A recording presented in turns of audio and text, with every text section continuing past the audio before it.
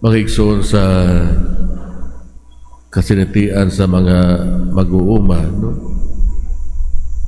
Grabe ang enerhiya, grabe ang ilahang pag-asikaso sa mga tanom aron lang adunay abundang ani, no?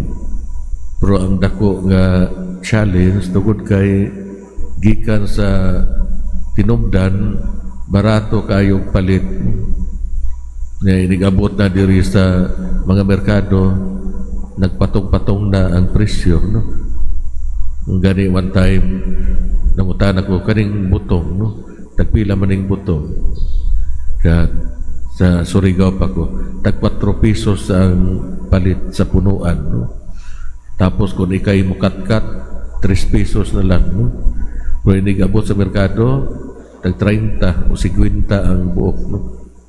Kaya kung ana makaigsunan, hainon to naningkamot nga adunay mayong abot, gamay ran mabalik nga to sila, no? Sumawa ka na siya makaigsunan, pero ang maog mag-uuma padayon nga nagpaubos, no? Padayon nga malipay lang sila nga daay mahibalik sila, no? Pero sa tinuod lang tuod kay ang ilahang gitawag nato kanunay nga pagsandig sa Ginoo, no? Ang ilang pagpaubos, no? Nga nangayo kanunay sa grasya sa Dios ihatag gayon sa Ginoo, no? Bisan ginagmay pero at least makita siya, no? Pero kanato mausab na ang dako nga hagit, no? Labi na kung diha sa merkado ang mamaligya o adto tag karbon kanang tinuod bitaw nga siya gayon nag-uma ni ana, no? Di ta muhangyog tagaliog, no? Kay usahay muhangyog tagaliog, no? Na usa na may balik ngadto sa mga mag-uuma, no? So importante gayud nga ato sang tan-awon ang other angle sa mga sektor nga nanginhanglan usab, no? Sa ato ang kaluoy, no? So makigsunan ang ebanghelyo karon nagsulti mahitungod sa gitawag nato code of conduct, no? Maayong pamatasan o maayong kinaiya sa bisan unsa nga selebrasyon, no?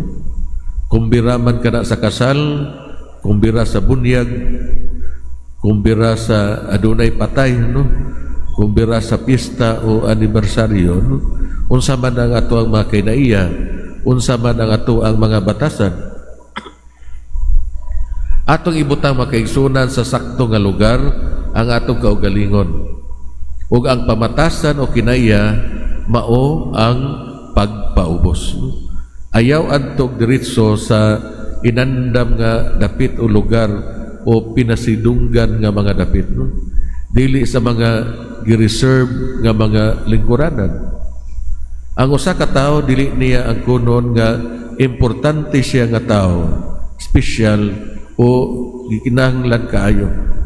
Dili siya magunahuna nga kinahanglan pakpakan siya, tagaan og atensyon ang pinili ug ang pinasidunggan. Dili niya himuon ang mga tawo nga magulat kaniya, no? Gani sa ako ang kasitian dito pa ko sa Mindanao, no? Surigao, Agusan, no? Usually kung magmisa sa kapilya human sa misa sa kapilya doon na may bunyag, no? Dahil tungkol sa lagyo kayo ang maong mga lugar, no? Muna, mingon ko sa mga opisyali sa kapilya, no? Tungkol kay naidaghan nga bunyagan,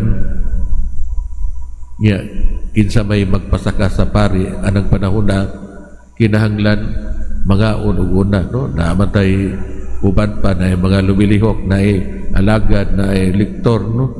So, una lang pagpangaon, no? Mo sunod lang ko, no?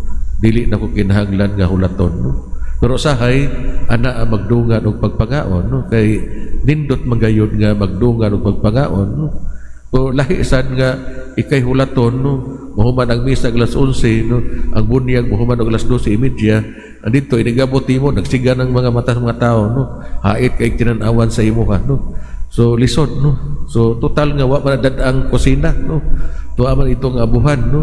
So padayon lang. So iyon lang pagsulti. Pero ang mga opisyalis kay nindot man gayon nga mag-una, no? Kining maong mga tawhana, no? So dili ang taingon ana mga kaigsunan. No? So ngano nga ang pinasidunggang mga bisita o mga participants dugay man nga moabot. Ngano man sa panahon sa kasaulugan sa Santos nga misa atong okupahan kanunay ang katapusang piyo o lingkuranan, no? O dinhi sa tuwa mag-una man ta sa tubangan, no? Pero kasagaran sa uban nga mga simbahan, no? Ingon ana ang atua asa tong pinakalikod adto ta molingkod og una, no? Ngano gusto man gayud kita nga i-mention ang atong mga pangalan nga kita naghatag og amot, nagpamisa o mga hinabang. Si Jesus mingon kanato nga magpabiling mapaubsanon. Atong hunahunahon nga ubos kita parihas sa uban.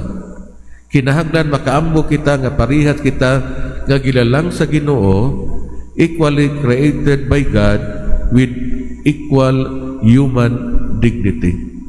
Umaw ka na siya makaigsunan, no? Parihas kitang tanan, ania, misimba, walay ubos, walay taas. Parihas kitang tanan, nangayo kita sa grasya sa Ginoo, o nangayo sa iyahang kaluoy.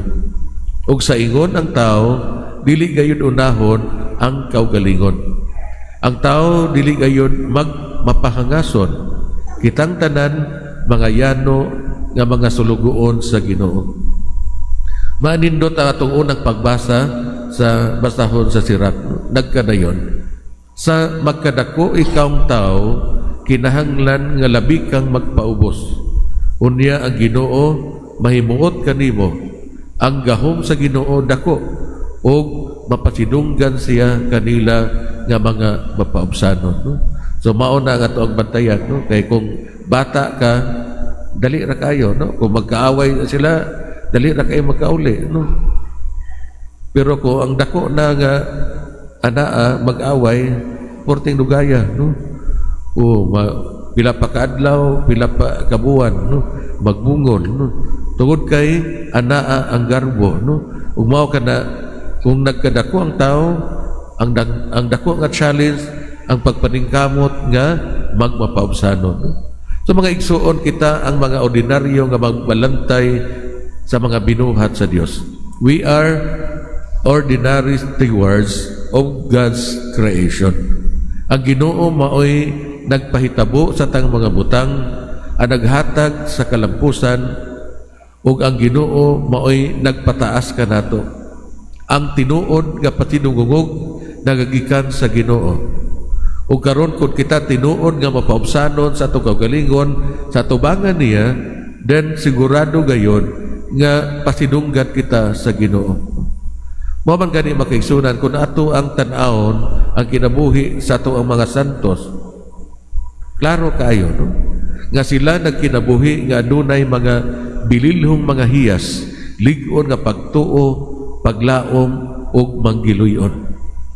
Ang kinabuhi sa mga santos ang angayang sundon sa kadaghanan o kanatong tanan. Ang ilang kinabuhi gihalad sa Ginoo, namatay nga martiryo para silang pagtuo, ipakita ang ilang kinabuhi nga nakasintro kang Kristo o kasagaran kanila anaa ang pagpaubos, ang pag-alagad ug ang paghigugma sa uban, no? Mangutana kita karon sa atong kaugalingon, no? Kinsa man kita sa atubangan sa Ginoo. Yun sa manato pagdumala ang mga tao nga gisalig sa Ginoo kanato, no? Isip mga ginikanan, isip mga opisyalis sa kapilya, o diha sa ato ang mga pundok banay, isip mga servant leaders. Naghatag ba kita og mga maayong paningignan? May nagpalihog atong baguhon atong pagtuo.